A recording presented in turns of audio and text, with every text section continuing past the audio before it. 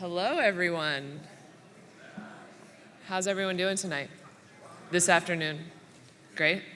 Good. Good afternoon. I'm not a Nobel Peace Prize recipient, but my name is Rebecca Alvey, and I'm a proud graduate of the New School Master's in Organizational Change Management. I graduated in 2013. I'll always be grateful to the New School because my master's truly helped me get my current role at the New York Knicks as the manager of player relations. I'm delighted to represent the Go Knicks.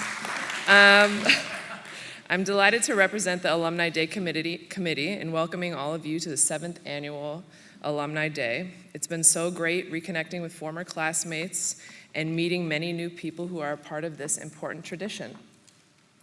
For the first time in Tishman Auditorium, we have the New School Minute, a series of 60-second presentations by an all-star lineup of faculty members.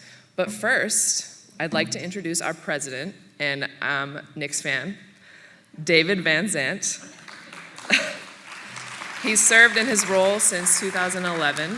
Throughout his tenure, he has advanced a progressive vision for the New School that elevates the university's core values of creativity and social engagement and connects them to the work being done across the campus. We're lucky to have him leading our alma mater. Thank you, Rebecca. Thank you. Wow. Thank you very much, Rebecca, and welcome to everyone. How many people here, raise your hand, is this the first time to the Alumni Weekend?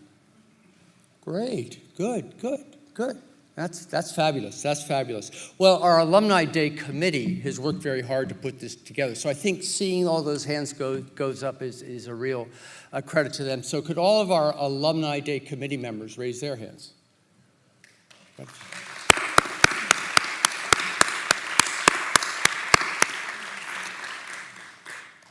Well, each year that this goes on, it gets bigger and it gets better. It's a great opportunity for alumni to come back and reconnect with the campus.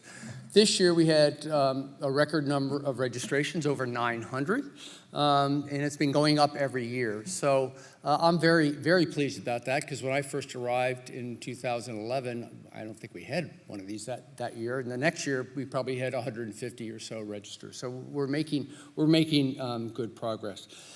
Part of that, of course, is because the New School network is growing. It's now global. And it's obviously there's some people who just can't make it back here because it's a long ways away. I was in China a couple of weeks ago with some of our team doing some admissions work and meeting some alumni. And it's amazing the reach we have all around the world.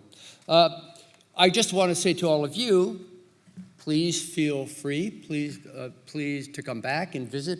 You're welcome here at any time. Hopefully you have your alumni cards to get in and out of the building when you come back. If you don't have that, let us know. It's just great to see all of you. And the school, I think, continues to have a big impact on society.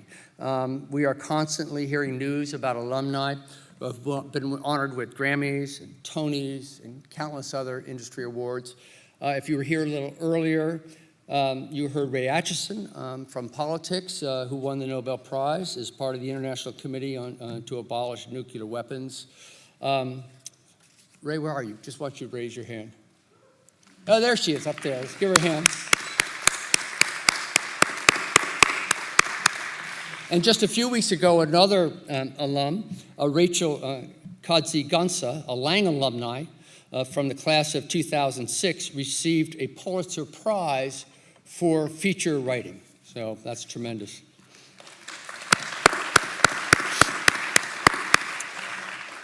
So not only do our alumni do great things, but our faculty do great things, and you're about to hear from them in just a minute. But before I turn it over to them, I want to say a few words about our upcoming centennial. In 2019, the New School will be 100 years old. It's our 100th anniversary, and I think much of our success in that 100 years at least the more recent ones, is due to you. And due to what you've done here, coming here and then going out into the world and representing us so well. My thanks to all of you for doing that. My thanks to those who have given in many different ways back to the New School. You are what we are. I kind of think of you as, or I tell our students that you're really young alumni, or alumni in waiting, proto-alumni, because you're here, this is the New School, this is your school, and it will be for your entire life. But we're going to take 2019 as a time to look back on our illustrious history, but even more importantly, look forward to plan for the future. You've got to remember the New School historically has always looked forward. It was created as a progressive institution by a number of Columbia faculty members back in 1919 who felt that places like Columbia were just not responding well to changes in the world, and were not being particularly progressive.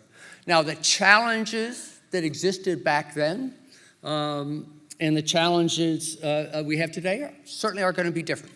The ones they faced in 1919 were one set. Today we face some other challenges. But obviously, we have plenty of problems that need to be solved today. And I think ever since we began, our approach has been pretty much the same through all of our various constructions and formations. We are a group of people who are critical and creative problem solvers who are always socially engaged. The whole point of being educated is to have an impact on the world and make the world a better place.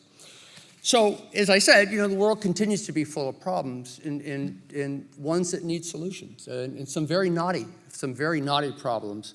And our mission is to prepare our students to try to help solve those problems. And we're doing that by putting together what the New School's always been, which is a unique mix of creativity as well as social engagement. And we believe that's what's really needed for the future of the global society. And we can do that because we're the only university in the world that has a large comprehensive design school surrounded by very strong social science, humanities, policy, management, and performing arts. If you look at us, we're very unique from any other university that you might think of. And it puts us in a special position that is not only a good position to be in, but also one that carries a lot of responsibility with it. And I think one of the things that the New School began with that we may have lost a little sight of over the years is educating a broader group of people. If you go back to 1919 and look at photos in the 20s and see who was in the lecture halls, and back then there were fairly traditional lectures. Everybody wore dark suits but what you'll notice is in those photos, a large number of the people in those photos were women. Again, women didn't have the kind of access to university education that they do today, as well as immigrants from all over the world. Again, people who were closed out of the system we have. And I think we need to return to that because we have something very unique and valuable, and we need to be able to reach as many people as possible with that. Because one, it's the right thing to do, and two, it's good for the world. It's going to be good for the world as we go forward. So over the course of the next year or so, I'm going to ask the faculty, the student and staff to get together and begin to think more creatively about how can we reach more people? How can we be more accessible?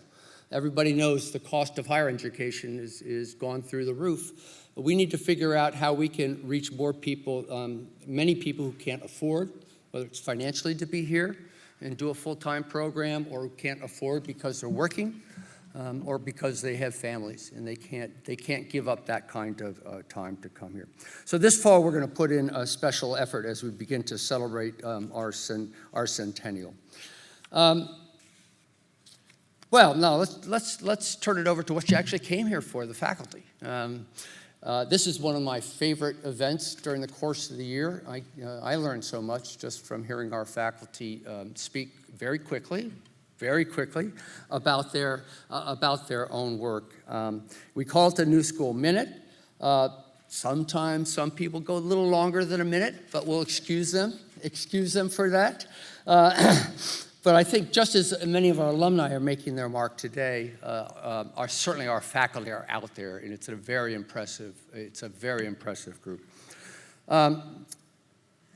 In addition to the 17 faculty members you're going to hear from today, the rest of our faculty are out there as well. You may recently have heard about or seen or read about Maya Wiley, who is a professor at Milano, who's been appearing on MSNBC, and her particular recent episode was with Sam Nunberg, in which she got him to change his mind about going before the special prosecutor right on TV. Or you may have heard of Derek Hamilton. Derek is in Milano in NSSR, and he is a proponent of baby bonds as a way to address social economic inequality. And Derek and his colleagues have particularly focused on inequalities in wealth. We often talk about inequalities in income, but wealth is even a bigger factor when we look at the inequalities there.